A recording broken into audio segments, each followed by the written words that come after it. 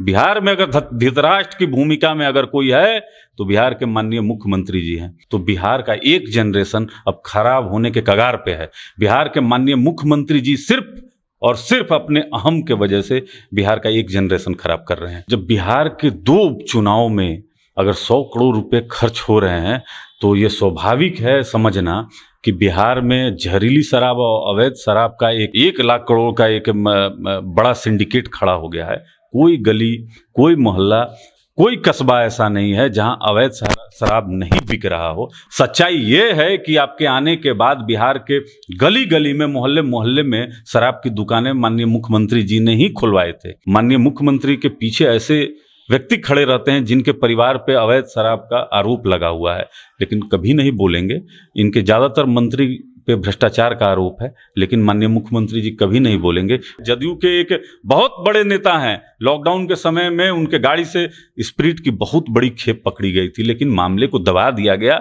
देखिए, माननीय मुख्यमंत्री जी बहुत सुशासन और विकास का ढोल पीटते हैं, लेकिन उन्हीं के नाक के नीचे यह एक बहुत बड़ा बिहार में सिंडिकेट फैल गया है। सच्चाई यही है कि पुलिस असूली कर रही है और पहुंचा रही है सत्ता पक्ष। तभी तो 2 उपचुनाव में 100 करोड़ रुपए खर्च हो रहे हैं। इनके प्रशासन और सत्ता के लोग साड़ी बांट रहे हैं, शराब की बोतलें बांट रहे हैं। हम लोग तो चुनाव आयोग के पास साक्ष्य के साथ हम लोग रखे। 100 करोड़ रुपया खर्च किया गया, हर घर में पैसा बांटा गया। चूंकि आप लोग के पास इतना पैसा नहीं होगा ना। नहीं, हम लोग के पास तो जो हमारे प्रत्याशी थे उनको घूमने तक का उनको पैसा नहीं था। हमारे कार्यकर्ता थी, बहुत गरीब तबका से आती थी, हम लोग उनको दिए। कुशेश्वर स्थान में नली गली बना देना विकास नहीं है कि प्रशांत जी के घर के सामने का खड़ेंजा रोड को पक्का कर दिए तो ये बिहार का विकास है। बिहार में कितने उद्योग आए, 19 लाख रोजगार का बात करके आप लोग आए थे, कितना रोजगार दिए हैं। हम तो बराबर कहते हैं कि श्वेत पत्र लाइए ना मुख्यमंत्री जी और विधानसभा के पटल पे रख दीजिए। माननीय मुख्यमंत्री जी का जो मास्क है खसक के अब आंख पे आ गया है। अब बिहार का उनको जो है विकास का पहिया जो है वो रोक दिए हैं। हमारी बच्ची पटना में अकेली रहती है और जॉब भी करती थी, परंतु अभी जॉब छूट गया है और इस बीच उसकी तबीयत जो है बहुत ज़्यादा खराब हो गई। हनुमान ऐप के माध्यम से उसे जानकारी मिली और हमारे आने तक यानी कि ऑपरेशन तक सारा देख रेख हनुमान ऐप के थ्रू हुआ।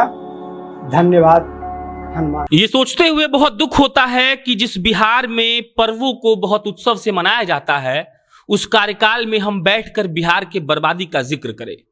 हमें बहुत अफसोस होता है ये बोलते वक्त और ये लिखते वक्त कि बिहार में इतने लोग शराबबंदी के बाद भी जहरीली शराब पीकर मर गए। हमें ये सोचकर बहुत दुख होता है कि कैसे बिहार के मुख्यमंत्री साहब एक मंच पर आते हैं, नीचे 20 पत्रकार खड़े रहते हैं और वो धीरे से कह देते हैं कि अगर आप पीजिएगा तो चले जाइएगा। इतना शर्मनाक बयान। और छठ पूजा के पहले हम जो लगातार ये कवरेज कर रहे हैं, बस इसीलिए कर रहे हैं ताकि सत्ता के नशा में मदहोश वो मुख्यमंत्री, वो मंत्री और उनके सारे विधायक ये समझ जाएं कि अगर आप बिहार के साथ ये दुर्गति करेंगे तो बिहार के लोग आपको नहीं छोड़ेंगे। बाकी हम अलग अलग पार्टी के अलग अलग लोगों से मिलकर उनका राय जान रहे हैं और ये कोशिश कर रहे हैं कि सब लोग मुखर होकर सामने आ सके और ये बता सके कि शराबबंदी के 5 साल बाद भी अगर आपके राज्य में ये सब कांड हो रहा है तो आप सोचिए कि आपका ये डिसीजन कैसा था। आप ये सोचिए कि आपके इस फैसले ने क्या बिहार को बर्बाद कर दिया। और इसी क्रम में हमारे साथ चंदन जी हैं। चंदन जी एलजेपी के हैं। कौन से एलजेपी के हैं इनसे हम खुद ही पूछ लेंगे, ये बता देंगे और उसके बाद अपन बात। कौन से एलजेपी? लोक जनशक्ति पार्टी रामविलास चिराग पासवान जी, हमारे राष्ट्रीय अध्यक्ष आदरणीय चिराग पासवान जी हैं और मैं प्रवक्ता हूं लोक जनशक्ति पार्टी में। अभी पूर्व लिख सकता हूं। बिहार तो खराब कर दिए नीतीश जी। देखिए प्रशांत जी, जब बिहार के 2 उपचुनाव में अगर 100 करोड़ रुपए खर्च हो रहे हैं तो ये स्वाभाविक है समझना कि बिहार में जहरीली शराब और अवैध शराब का एक लगभग 1 लाख करोड़ का एक बड़ा सिंडिकेट खड़ा हो गया है। कोई गली, कोई मोहल्ला, कोई कस्बा ऐसा नहीं है जहां अवैध शराब नहीं बिक रहा हो। और उसके साथ अभी बिहार में और खास करके पटना में आपको स्मैक, चरस, गांजा, अफीम, हेरोइन, ये सारे जो नशीली दवाएं हैं और यहाँ तक कि नेपाल से कफ सिरप तक आ रहा है। तो बिहार का एक जनरेशन अब खराब होने के कगार पे है। बिहार के माननीय मुख्यमंत्री जी सिर्फ और सिर्फ अपने अहम के वजह से बिहार का एक जनरेशन खराब कर रहे हैं। देखिए, बिहार में अगर आपको याद होगा तो छोटे बच्चों को रास्ते पर खड़ा करके मानव श्रृंखला बनवाए। किस लिए? आप बिहार में चाह रहे थे कि शराबबंदी हो, और जबकि सच्चाई ये है कि आपके आने के बाद बिहार के गली गली में, मोहल्ले मोहल्ले में शराब की दुकानें माननीय मुख्यमंत्री जी ने ही खुलवाए थे। जब हल्ला हुआ तो माननीय मुख्यमंत्री जी ने सबको एक तरह से बंद कर दिया, लेकिन यह विचार नहीं किया कि बिहार में जो इससे टैक्स आ रहा था उसको कैसे राज्य सरकार कवर करेगी। तो आज का हालात और स्थिति ये है कि बहुत सारे विकास की योजनाएं बंद हैं। आपके सरकारी कर्मचारी को देने के लिए छठ में पैसा नहीं है। हालात ये है, बहुत घर में यह पर्व बहुत उत्साह से नहीं मन रहा है, क्योंकि राज्य सरकार, बहुत ऐसे शिक्षक हैं जिनसे मेरी बात हुई है, सैलरी नहीं मिला है प्रशांत जी। तो हालात बहुत खराब हैं बिहार के। अब तक 100 से ज़्यादा लोग मर चुके हैं सिर्फ शराब पीकर। देखिए, यह आंकड़ा बहुत बड़ा है प्रशांत जी, चूंकि मीडिया जहां कवर किया है, या सिवान हो या बेतिया हो या समस्तीपुर हो, लेकिन 38 जिला में कमोवेश हर जगह ये स्थिति है, जहां 2-4 की संख्या में लोग मर रहे हैं, 100 का किसी तरीके से परिवार वाले दाह संस्कार कर दे रहे हैं डर से, समाज के या पुलिस प्रशासन के डर से। लेकिन यह पुलिस प्रशासन के छत्र छाया के अंदर यह फल फूल रहा है, और इसके जो किंगपिंग हैं लोग, वह सत्ता के शीर्ष पे बैठे लोगों के नजदीक हैं। माननीय मुख्यमंत्री के पीछे ऐसे व्यक्ति खड़े रहते हैं जिनके परिवार पे अवैध शराब का आरोप लगा हुआ है, लेकिन कभी नहीं बोलेंगे।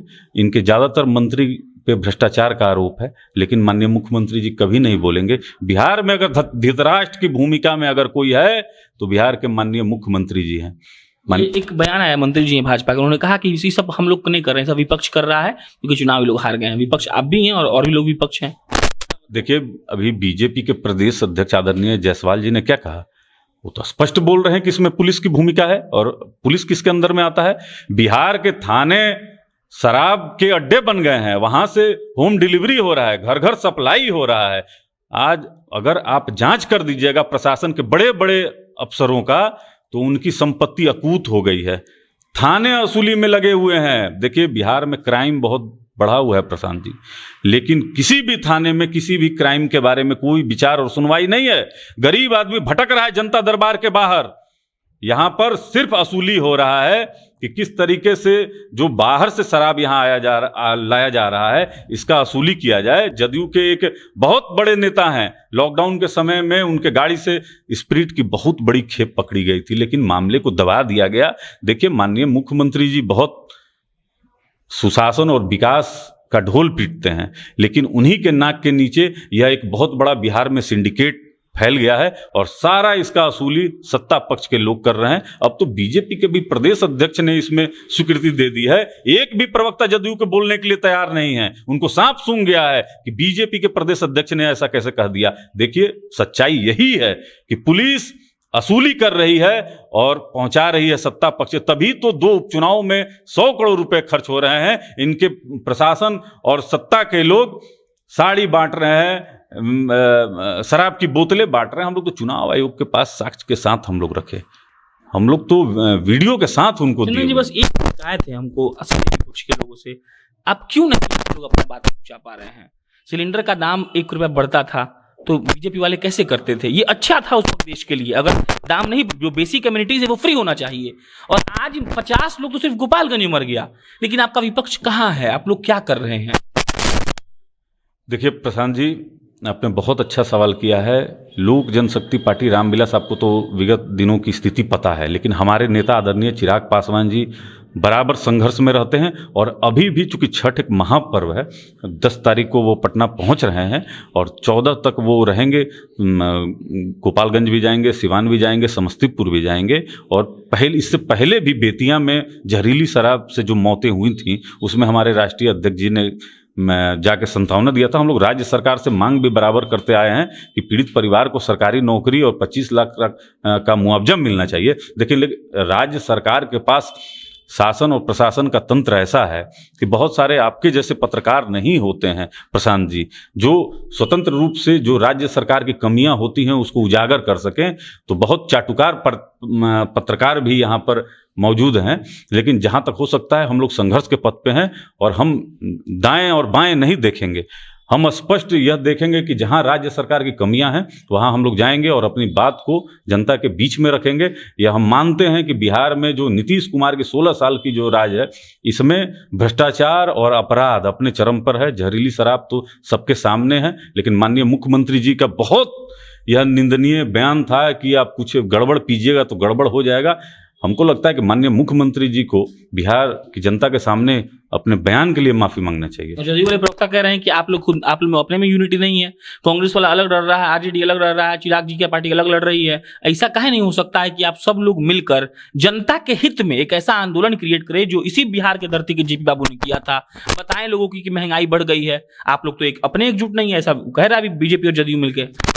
देखिए, बिल्कुल आप सही कह रहे हैं कि यहाँ विपक्ष एकजुट नहीं है, लेकिन देखिए हम लोग सत्ता के लिए संघर्ष में नहीं है, क्योंकि हमारा रास्ता तो बहुत आसान था सत्ता में जाने के लिए। अगर आपको याद होगा, पिछले बिहार विधानसभा के भी समय हमको जो सीटें ऑफर की गई थी उसको हम लोग ठुकरा के बिहार के 12 करोड़ आवाम के लिए हम लोग संघर्ष के पथ पर आए। तो अगर सत्ता चाहिए होता प्रशांत जी, तो हम लोग सत्ता पक्ष के साथ रहते, लेकिन हम लोग बिहार की जनता के साथ हैं। और बात सही है कि जनता के हित में विपक्ष को एकजुट होना चाहिए, क्योंकि जो नीतीश कुमार जी का कुशासन का राज है जनता इसको देख रही है, और विपक्ष अगर एकजुट हो तो करारा जवाब इनको दिया जा सकता है। उपचुनाव में क्या हुआ?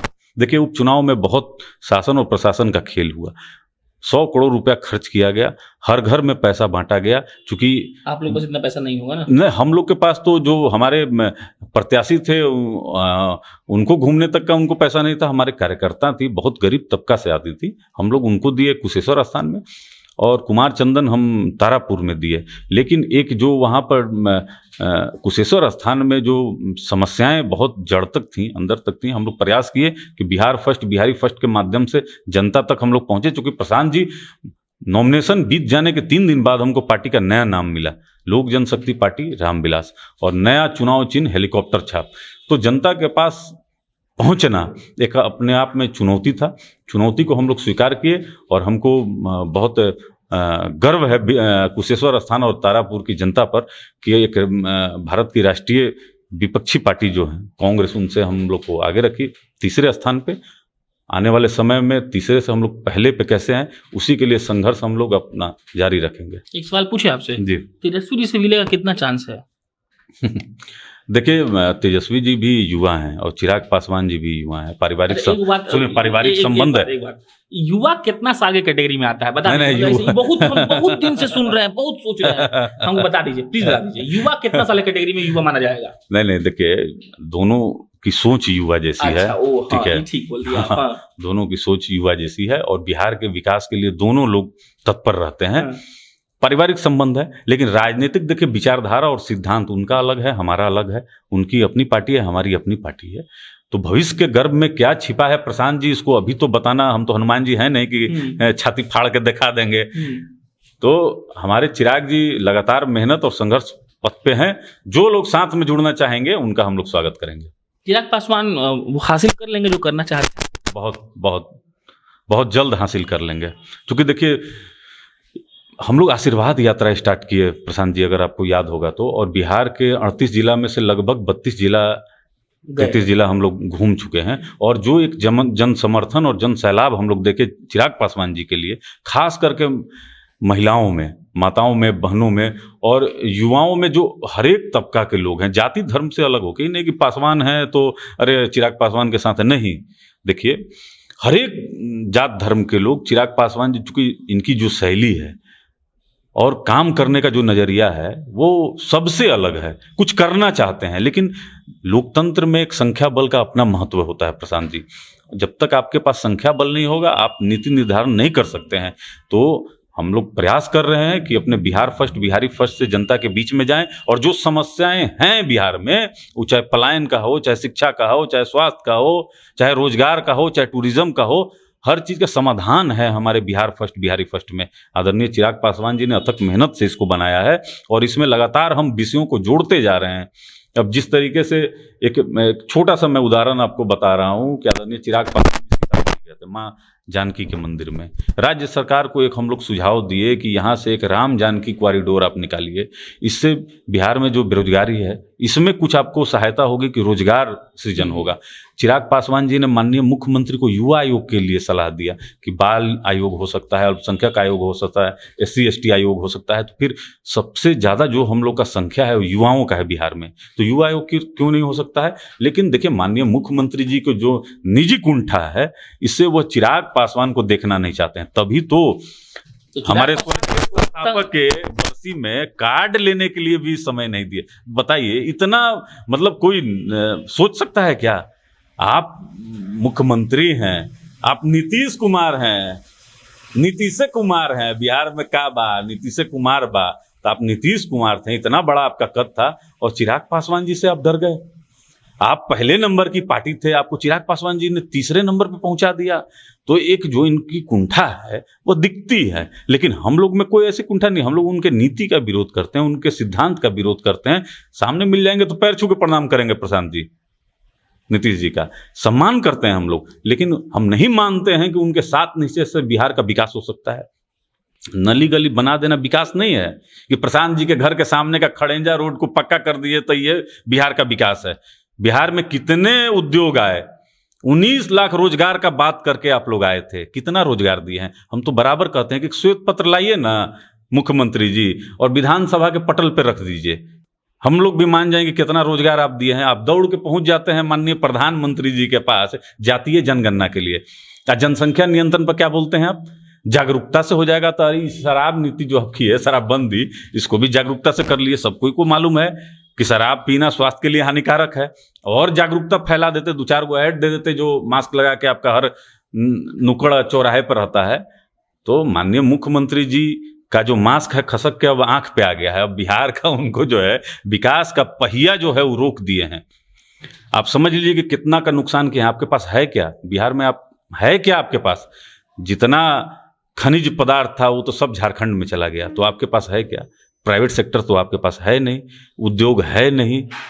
बालू था वो भी बंद किए आप। बालू जो था, जो सस्ता था, उसको भी आप सोना के भाव में कर दिए, और जितना रेवेन्यू आपको शराब से आता था तो उसको भी बंद कर दिए। तो बिहार में बेरोजगारी का आलम यह है कि जो बाहर से ट्रेन भर भर के लोग आए ना कोरोना में जान बचाने के लिए, तो यहाँ पे भूखों मरने लगे। तो देखे कि परिवार एक साथ हम लोग भूखे मरे, इससे बढ़िया है कि कोरोना में मरे, चले मुंबई और जाके वहाँ पे कमाए खाए। तो देखिए माननीय मुख्यमंत्री जी पलायन पे, स्वास्थ्य पे, शिक्षा पे कुछ नहीं बोलेंगे। ये मौन मुख्यमंत्री हैं और धृतराष्ट्र की भूमिका में है। उनको गर्व है कि वह धृतराष्ट्र की भूमिका में है, लेकिन हम लोग चैन से बैठने इनको नहीं देंगे। चलिए, चंदन जी थे, हम प्रशांत राय हैं। बाकी बेहतर है ये कि कोई प्रवक्ता आकर शिक्षा पर, स्वास्थ्य पर और राज्य के इंफ्रास्ट्रक्चर पर बात कर रहा है। मुख्यमंत्री जी पता नहीं क्या है, लेकिन मेरे हिसाब से सही बात है कि मुख्यमंत्री जी को दिख तो नहीं रहा है। अगर दिखता तो शराबबंदी से, शराबबंदी के बाद लोग नहीं मरते। अगर दिखता तो सबसे वैलिड पॉइंट इनका था कि अगर आज काउंटिंग करा लीजिए कितने लोग कोरोना में बाहर से आए थे, वो लोग लौट चुके हैं। और अगर उनको दिखता तो मुझे एक बस यह वादा दिलाकर वीडियो खत्म करने का इच्छा हो रहा है। मुख्यमंत्री जी ने कहा था कि हर जिला में 50 लाख रुपया देंगे कुटीर उद्योग के लिए, और जो लोग लौट के आया है वो उसी में काम करेगा। डीएम तक का आदेश उस वक्त छाप दिया गया था। और कितना कुटीर उद्योग लगा, कितना लघु उद्योग लगा, आप अगर रिसर्च करेंगे तो आपको मालूम चल जाएगा। बाकी मेरा नाम प्रशांत राय है, आप जनता जंक्शन देख रहे थे। बहुत शुक्रिया आपका आने के लिए, बहुत बहुत धन्यवाद।